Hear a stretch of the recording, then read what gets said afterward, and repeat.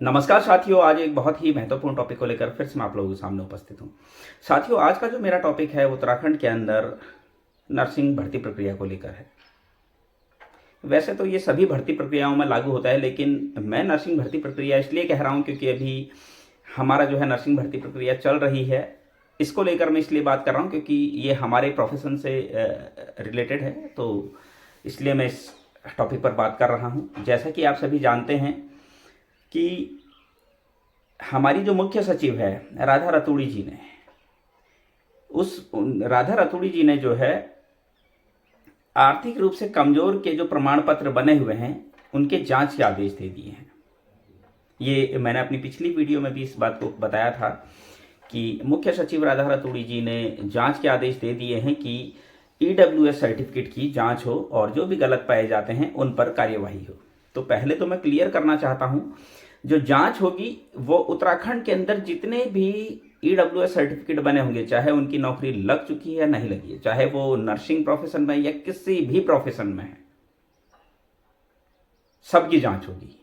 Individual किसी एक particular profession की जांच नहीं होगी, सभी विभागों में जितने भी ईडब्ल्यूएस सर्टिफिकेट बने हैं सभी की जांच होगी और जो भी गलत पाया जाएगा उसके खिलाफ सख्त से सख्त कार्रवाई की जाएगी। और ऐसी स्थिति में अगर कोई ऐसा व्यक्ति जो गलत तरीके से प्रमाण पत्र बनाकर नौकरी हासिल अगर किसी ने की होगी, सरकारी सेवाओं में आ गया होगा, तो उसको तत्काल प्रभाव से उस सरकारी सेवा से बाहर किया जाएगा और उसके ऊपर उचित दंडात्मक कार्रवाई की जाएगी। क्या क्या दंडात्मक कार्रवाई होती है आप लोगों को पता ही है, जेल का प्रावधान इसमें है कि नहीं है।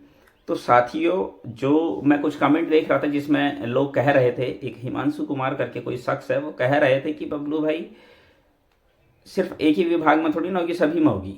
तो मैंने तो इंडिविजुअल किसी विभाग की बात की ही नहीं कि सिर्फ इसी विभाग में होगी। राधा रतूड़ी जी जो हमारी मुख्य सचिव हैं, उन्होंने जो आदेश दिए हैं वो ईडब्ल्यूएस सर्टिफिकेट की जांच के आदेश दिए हैं। जितने भी ईडब्ल्यूएस सर्टिफिकेट इशू हुए हैं सबकी जांच होगी और ये बहुत अच्छा कदम है। सरकार पूरी पारदर्शिता से काम कर रही है, इसको साबित करने के लिए ये चीज़ें हो रही है। पहले ही सरकार बहुत पारदर्शिता से काम कर रही है और उसके बाद ये काम करके सरकार एक ऐसी मोहर लगा चुकी है कि आप देख लीजिए, फर्जीवाड़ा अगर कहीं पर हो रहा है तो बाहर किया जाएगा। हमें खुशी है इस कदम की और हम सराहना करते हैं कि इतना अच्छा कदम उठाया गया।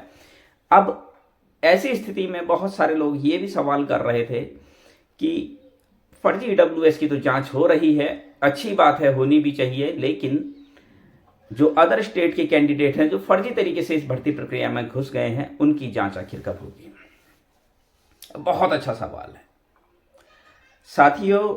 मैंने अपने कई सीनियर्स जिनका सिलेक्शन अभी नहीं हुआ है, 2015 के हमारे बहुत सारे सीनियर्स हैं, मैंने उनको भी कहा था कि इस मुद्दे को हमने हमारे स्वास्थ्य मंत्री डॉक्टर धन सिंह रावत जी के सामने रखना चाहिए, हमारे मुख्यमंत्री पुष्कर सिंह धामी जी के सामने रखना चाहिए कि जो भी फर्जी तरीके से आपको लगता है कि कोई भी व्यक्ति अगर फर्जी तरीके से किसी भी भर्ती प्रक्रिया में, उत्तराखंड के अंदर जितनी भी भर्ती प्रक्रियाएं चल रही है, चाहे वो एलटी की भर्ती है, चाहे वो प्राथमिक शिक्षकों की भर्ती है, चाहे नर्सिंग भर्ती है या टेक्नीशियनों की भर्ती, जितनी भी भर्ती प्रक्रियाएं चल रही है, अगर किसी में भी आपको लगता है कि कोई व्यक्ति गलत तरीके से, बाहरी राज्य का व्यक्ति गलत तरीके से इस भर्ती प्रक्रिया में सम्मिलित हो रहा है, तो उसके खिलाफ आप कंप्लेंट कर सकते हैं।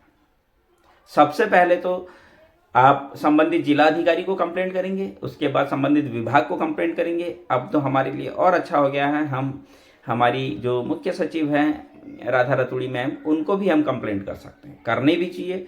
अगर कोई भी सस्पेक्टेड व्यक्ति, ऐसा व्यक्ति जो हमें लगता है कि संदेह के घेरे में है और कहीं ना कहीं गलत तरीके से डॉक्यूमेंट्स बना के नौकरी हासिल कर रहा है, तो ऐसे व्यक्ति की कंप्लेंट करना बहुत ज़रूरी है। हम ही अगर चुप रहेंगे तो फिर कौन आगे आएगा बताइए।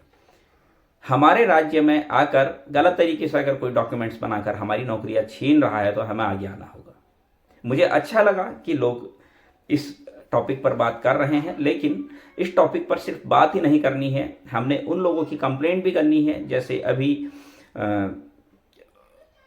स्वास्थ्य विभाग के 1564 पदों पर जो भर्ती प्रक्रिया पूरी हुई थी, उसमें लगभग 8 कैंडिडेट के ऊपर फर्जी डॉक्यूमेंट्स बनाने का मामला सामने आया था। 12 सितंबर 2023 को ये मामला सामने आया था, जिसमें हमारे जो सीनियर हैं हरिकृष्ण बिजलवाण जी और उनके साथियों द्वारा ये मामला प्रकाश में लाया गया था, जिसमें कुछ नाम थे, फिरोज खान, मनीष जगारिया, ऐसे कुछ नाम थे। 8 लोग, वो 8 कैंडिडेट थे और आरटीआई के माध्यम से वो खुलासा किया गया था। आप मेरे चैनल पर जाएंगे तो कम्युनिटी वाले ऑप्शन में आप देखिएगा, उनका पूरा डाटा, जो पूरी डिटेल है, हरी भाई ने जो आरटीआई के माध्यम से जो जानकारी दी थी, वो सारा इन्फॉर्मेशन मेरे चैनल पर भी मिल जाएगा। हरी भाई के पास भी वो सारा इन्फॉर्मेशन मिल जाएगा। एक बहुत अच्छा काम उस टाइम पर किया गया था और उन 8 लोगों को उस भर्ती प्रक्रिया में सम्मिलित होने से फिर रोक दिया गया था। हालांकि रिजल्ट आ गया था, लेकिन उनका रिजल्ट रोक दिया गया था। उसके ऊपर जांच चल रही थी। जांच का क्या हुआ हमें नहीं पता है। सुनने में तो ये भी आ रहा है कि उनको ज्वाइनिंग मिल चुकी है। अब देखना ये है कि अगर उनको ज्वाइनिंग मिल चुकी है तो किस बिहाफ पर उनको ज्वाइनिंग मिल गई है, और अगर ज्वाइनिंग नहीं मिली है तो जांच कहाँ तक चल रही है, जांच कितनी पूरी हुई है, जांच कितना आगे बढ़ी है। ये हमारे बेसिक मुद्दे हैं साथियों। हमको इन मुद्दों को उठाना चाहिए, इन मुद्दों पर हमको बात करनी चाहिए कि आखिर हमारे भविष्य का सवाल है तो हमें आगे आना होगा। तो साथियों, ये भी देखना बड़ा दिलचस्प होगा कि उन 8 कैंडिडेट का क्या हुआ, जिसमें एक लड़की थी और 7 लड़के थे। फिरोज खान के ऊपर जो है फर्जी डॉक्यूमेंट्स का मामला साबित हो चुका था, फिरोज खान, और दूसरा एक और व्यक्ति था, और डोईवाला थाने में इनके खिलाफ जो है विभाग ने फिर एफआईआर भी की थी।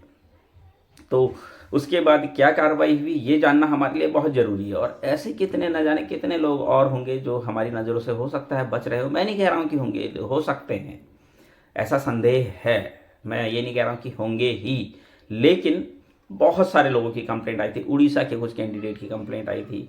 बहुत सारे ऐसे कैंडिडेट हैं जिनके ऊपर संदेह था, लेकिन हमारी गलतियां हैं कि हमने फिर कभी उनके ऊपर कोई कार्रवाई करवाने की कोशिश ही नहीं की।